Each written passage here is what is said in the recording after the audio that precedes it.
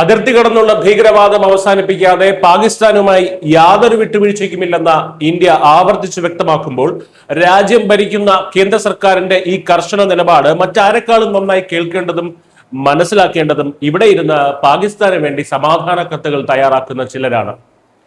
സിന്ധു നദീജല കരാറുമായി ബന്ധപ്പെട്ട് പാകിസ്ഥാൻ നടത്തുന്ന അന്താരാഷ്ട്ര നുണപ്രചാരണങ്ങൾക്കും ഒപ്പം കാശ്മീരിലെ ചില പ്രതിപക്ഷ നേതാക്കൾ ഉൾപ്പെടെയുള്ളവരുടെ സമാധാന വാദങ്ങൾക്കും കൃത്യമായ മറുപടിയാണ് വിദേശകാര്യ മന്ത്രാലയം ഇപ്പോൾ നൽകിയിരിക്കുന്നത്.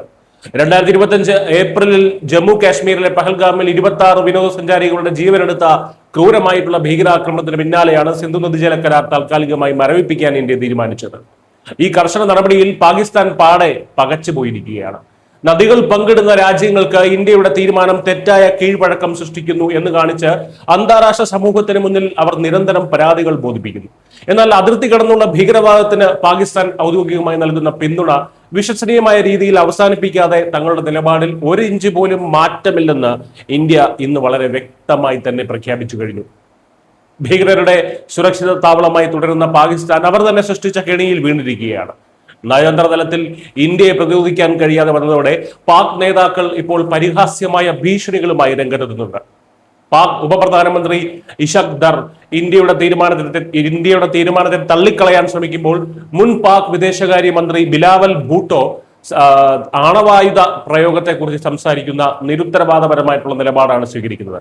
പാകിസ്ഥാന്റെ ഇത്തരം ആണവ ഭീഷണികളെ പൂർണ്ണമായും അവഗണിച്ചുകൊണ്ട് കരാർ മരവിപ്പിച്ചിരിക്കുന്ന സാഹചര്യത്തിൽ അതിലെ വ്യവസ്ഥകൾ പാലിക്കാൻ ഇന്ത്യക്ക് യാതൊരു ബാധ്യതയുമില്ലെന്ന് വിദേശകാര്യ മന്ത്രാലയം തുറന്നടിച്ചിട്ടുണ്ട്. അന്താരാഷ്ട്ര തലത്തിൽ ഒരു അനധികൃത മധ്യസ്ഥ സമിതിക്കും ഇന്ത്യയുടെ പരമാധികാരത്തിന്മേൽ ഇടപെടാൻ അവകാശമില്ല. 1960 ലോകബാങ്കിന്റെ മധ്യസ്ഥതയിൽ ഒപ്പുവെച്ച സിന്ധു നദീജല കരാർ ദശാബ്ദങ്ങളായി ഇരു രാജ്യങ്ങളും തമ്മിലുള്ള ജലവിനിയോഗം നിയന്ത്രിക്കുന്നതാണ്. എന്നാൽ ഭീകരവാദത്തെ ഭരണകൂട നയമായി കൊണ്ടു നടക്കുന്ന ഒരു രാജ്യത്തോട് പഴയതുപോലെ മൃദു സമീപനം സ്വീകരിക്കാൻ ഇന്ത്യ ഇനി തയ്യാറല്ല.